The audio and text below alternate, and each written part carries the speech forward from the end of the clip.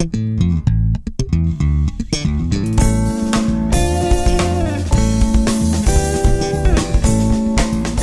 travaille depuis 2 ans sur Petit Saut.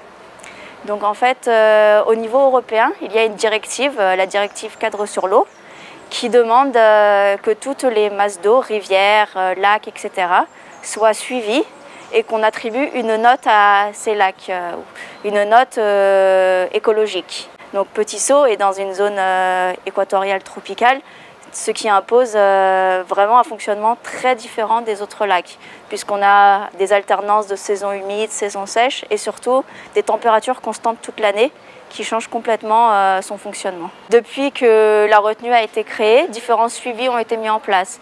À la fois les poissons qui sont suivis à l'aide de filets, ils sont capturés, identifiés, pesés. On regarde aussi les invertébrés. La qualité physico-chimique de l'eau, donc par exemple le pH, l'oxygénation. On peut également s'intéresser au plancton, phytoplancton, zooplancton, aux plantes. On s'intéresse en fait à l'ensemble des organismes aquatiques de la retenue pour essayer de voir justement si les organismes se reproduisent, quelles sont les espèces présentes, est-ce qu'on a une bonne biodiversité, etc. Cet environnement, il est très riche. On a un grand nombre d'espèces de poissons et un grand nombre d'espèces aquatiques, mais pas que. Aussi au niveau terrestre, on peut avoir des mammifères marins comme la loutre géante, qui est une espèce menacée, qui au final, dans plein d'endroits, est assez menacée par la présence de barrages. Mais sur Petit Saut, c'est l'inverse, c'est une zone propice à cette espèce. Et au final, c'est vraiment important pour la conservation de cette espèce, puisqu'elle a des zones avec des criques et les bois inondés qu'elle peut utiliser pour faire des habitats.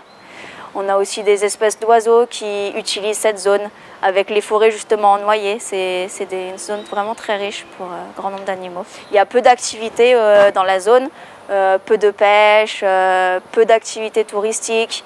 Il n'y a pas d'agriculture autour. Au final, c'est une forêt vierge qui est laissée naturelle.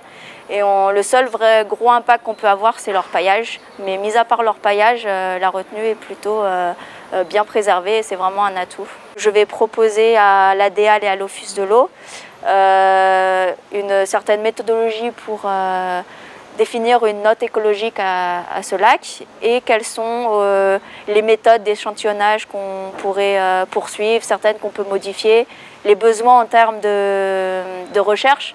Parce que bien sûr, même s'il y a eu beaucoup de suivis qui ont été faits, il y a encore beaucoup d'inconnus sur ce plan d'eau. Donc il y a peut-être certains programmes de recherche qui pourront être initiés. Si par exemple pouvait se développer une certaine forme d'écotourisme, de faire justement que les gens puissent découvrir la faune, la flore, etc., c'est plutôt positif pour la population.